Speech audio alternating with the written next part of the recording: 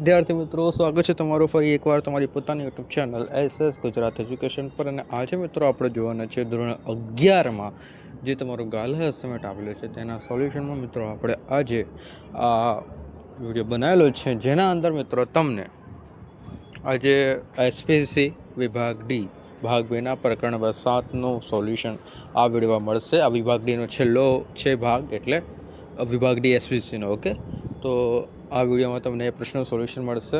Okay, તો વિડીયોને મિત્રો અંત સુધી જો વિડીયો ગમશે તો વિડીયોને લાઇક અને મિત્રો ચેનલને સબસ્ક્રાઈબ કરવાનું ભૂલતા નહીં. ઓકે, આગળ વાત કરીએ આપણે. તમે જો આ સંપૂર્ણ ગાલા અસાઇનમેન્ટના સોલ્યુશનની મિત્રો પીડીએફ મેળવવા માંગતા હોય તો જે સ્ક્રીન ઉપર તમને મોબાઈલ નંબર આપેલો છે તેના પર કોલ કરી દેજો. સંપૂર્ણ ગાલા અસાઇનમેન્ટનું સોલ્યુશન મિત્રો તમને માત્ર 150 રૂપિયામાં મળી જવાનું છે.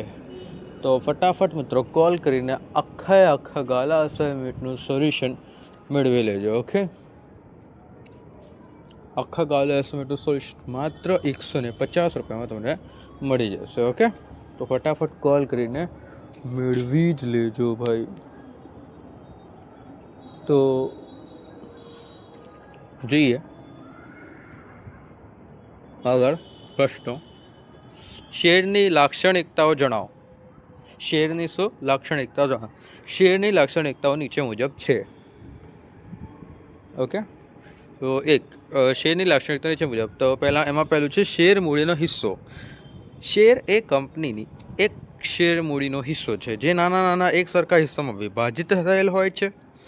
કંપનીમાં રહેલું હિત. શેર એ શેર હોલ્ડરોનું કંપનીમાં રહેલું નાણાકીય હિત વ્યક્ત કરે છે. જંગમ મિલકત. તો શેર એ જંગમ મિલકત છે કે જેની માન્ય શેર બજારમાં લે વેચ થઈ શકે છે તેમજ ભેટ કે દાનમાં આપી શકાય છે. ઓકે, ચોથું મુક્ત ફેરબદલી. શેરની મુક્ત ફેરબદલી થઈ શકે છે જે શેરનું મહત્વ લક્ષણ છે. પાંચમું છે હક અને જવાબદારી. શેર હોલ્ડરોને સભાની નોટિસ મેળવવાનો, સભામાં હાજર રહેવાનો, મતદાન કરવાનો તેમજ સંચાલકો ચૂંટવાનો અધિકાર શેર ધારણ કરવાથી મળે છે. આ સાથે શેર હોલ્ડરોએ ધારણ કરેલા શેરની દાર્શનિક કિંમત ભરપાઈ કરવાની જવાબદારી પણ સૂચવે છે. અને છઠ્ઠું છે લાભ અને વળતર. ઇક્વિટી શેર ધારકના જુદા જુદા પ્રકારના લાભ અને વળતર મેળવે છે. દાખલા તરીકે ડિવિડન્ડ, હક શેર, બોનસ શેરનો બજાર ભાવ વધતા થતો લાભ વગેરે. ઓકે, ત્યારબાદ મિત્રો બીજા નંબરનો તમારો પ્રશ્ન આવે છે અને કહી દઉં, આગળ કરો. પીડીએફ માટે કોલ કરી દેજો. 150માં બધા વિષય આવી જવાના છે. ઓકે, મોડું ના કરતા. જેમ કે સ્વેટ ઇક્વિટી શેર દ્વારા સંચાલકોએ તેમજ કર્મચારીઓને મળતા ફાયદાઓ જણાવો. સ્વેટ ઇક્વિટી શેર દ્વારા સંચાલકો તેમજ કર્મચારીઓને મળતા ફાયદા જણાવો. તો સ્વેટ ઇક્વિટી શેર દ્વારા સંચાલકો અને કર્મચારીઓને મળતા ફાયદાઓ નીચે મુજબના છે. પહેલું, કંપનીને સંચાલકોને મહેનતના બદલામાં આ પ્રકારના શેર મળે છે. કંપનીના કર્મચારીઓને આ પ્રકારના શેર મળતા પગાર ઉપરાંત ડિવિડન્ડ સ્વરૂપે આવક થાય છે. અને સંચાલકો તેમજ કર્મચારીઓને કંપનીના શેર હોલ્ડરોના અધિકાર મળવાથી તેઓમાં માલિકીના ભાવ ઉત્પન્ન થાય છે. ચોથું, સામાન્ય રીતે આ પ્રકારના શેરનો માન્ય શેર બજારમાં જે ભાવ હોય તેના કરતાં નીચા ભાવે સંચાલકો તેમજ કર્મચારીઓને ઓફર કરવામાં આવે છે, જેથી પણ તેઓ ફાયદો થાય છે. ત્રીજું છે શેર પ્રમાણ અંગે કંપની ધારાની જોગવાઈ જણાવો. તો શેર પ્રમાણપત્ર અંગે કંપની ધારાની જોગવાઈ નીચે મુજબ છે. પહેલું, સામાન્ય મરહોર. શેર પ્રમાણપત્ર પર કંપની સામાન્ય મરહોર હોવી જોઈએ. અધિકૃત વ્યક્તિઓની સહી. શેર પ્રમાણપત્ર પર 2 સંચાલકોની સહી તથા જોઈન્ટ સેક્રેટરી અથવા તો નિમાયેલ અધિકૃત વ્યક્તિની સહી હોવી જોઈએ. ત્રીજું, સંયુક્ત શેર હોલ્ડરો. 1 થી વધુ વ્યક્તિઓ જો સંયુક્ત રીતે શેર ધારણ કરતા હોય તો તે શેર પ્રમાણમાં પ્રથમ શેર હોલ્ડરોના નામ સાથે સંયુક્ત શેર હોલ્ડરોના નામ દર્શાવવામાં જોઈએ. ચોથું છે ફરજિયાત શેર મૂડીવાળી ખાનગી. ક્યાં હતા આપણે? ફરજિયાત શેર મૂડીવાળી ખાનગી તેમજ જાહેર કંપની માટે શેર પ્રમાણપત્ર બહાર પાડવું ફરજિયાત છે ભાઈ. ઓકે, ત્યારબાદ ચોથા નંબરનો પ્રશ્ન મિત્રો આવ્યા. ચોથા નંબરના પ્રશ્ન જોતા પહેલાં જણાવી દો, તમે જો આ સંપૂર્ણ ગાલા અસાઇનમેન્ટના સોલ્યુશનની PDF મેળવવા માંગતા હોય તો તમને જે સ્ક્રીન ઉપર મોબાઈલ નંબર આપેલો છે તેના પર કોલ કરી દેજો. સંપૂર્ણ ગાલા અસાઇનમેન્ટના સોલ્યુશનની PDF મિત્રો તમને માત્ર 150 રૂપિયામાં મળી જવાની છે. તો ફટાફટ કોલ કરીને આ PDF મેળવી લેજો. ઓકે, માત્ર 150માં આખું સોલ્યુશન મળી જશે મિત્રો તમને. ઓકે,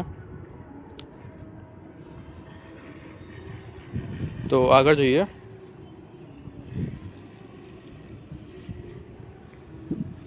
ચોથા નંબરનું, અને સ્ક્રીન ઉપર મોબાઈલ નંબર આપેલ છે એના પર કોલ કરજો અને ચેનલ સબસ્ક્રાઈબ અને વિડીયો લાઇક બી કરી દો. ઇક્વિટી શેર એટલે શું, તેના પ્રકારો જણાવો. તો ઇક્વિટી શેરનો અર્થ જે શેર પર ડિવિડન્ડ મેળવવા તથા મૂડી પરત મેળવવા અંગે પ્રેફરન્સ શેર હોલ્ડરો પછી હક મળતો હોય તેવા શેરને ઇક્વિટી શેર કહેવામાં આવે છે. ઇક્વિટી શેરના પ્રકારો. ઇક્વિટી શેરના મુખ્ય 3 પ્રકારો પાડવામાં આવે છે. એક સામાન્ય ઇક્વિટી શેર, બીજું અન્ય ઇક્વિટી શેર જેના 2 પ્રકાર પડે છે. અને એમાં શું છે જોઈએ તો મતાધિકાર સાથે ઇક્વિટી શેર, અને બીજું છે ડિવિડન્ડ સંબંધમાં જુદા જુદા અધિકારો સાથે મતાધિકારો ધરાવતા ઇક્વિટી શેર. ત્રીજું છે સ્વેટ ઇક્વિટી શેર. ઓકે, 5મા નંબરનો પ્રશ્ન જોઈ લઈએ. બોનસ શેર એટલે શું? બોનસ શેર શામાંથી આપી શકાય? ઓકે, તો કંપની તેમના એકત્રિત થયેલા નફામાંથી કોઈ પણ અવેજ વગર તેના વર્તમાન શેર હોલ્ડરોને પ્રમાણસર વધારા શેર આપે અને બોનસ શેર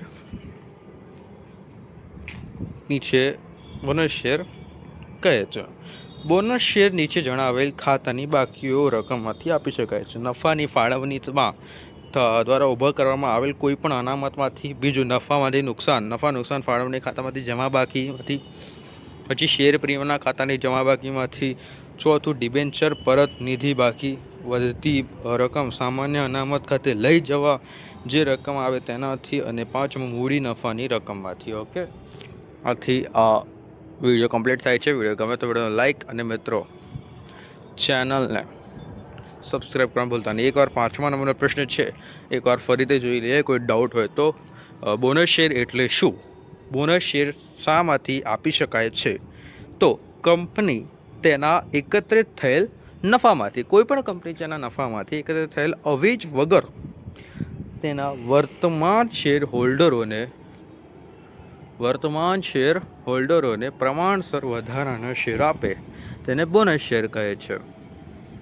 બોનસ શેર નીચે જણાવેલ ખાતાની બાકીની રકમમાંથી આપી શકાય છે.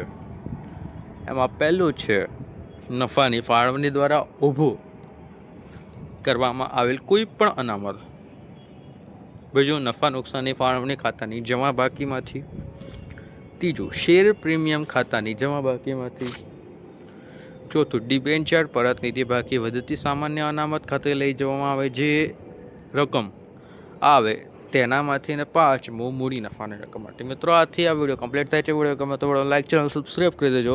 અને તમે જો આ સંપૂર્ણ ગાલા અસાઇનમેન્ટના સોલ્યુશનની PDF મેળવવા માગતા હોય તો તમને જે સ્ક્રીન ઉપર મિત્રો મોબાઈલ નંબર આપેલો છે તેના પર કોલ કરી દેજો. સંપૂર્ણ ગાલા અસાઇનમેન્ટના સોલ્યુશનની PDF તમને માત્ર 150માં મળી જશે. તો ફટાફટ કોલ કરીને મેળવી લો. ઓકે, મળીએ મિત્રો નેક્સ્ટ વિડીયોમાં. Thank you for watching.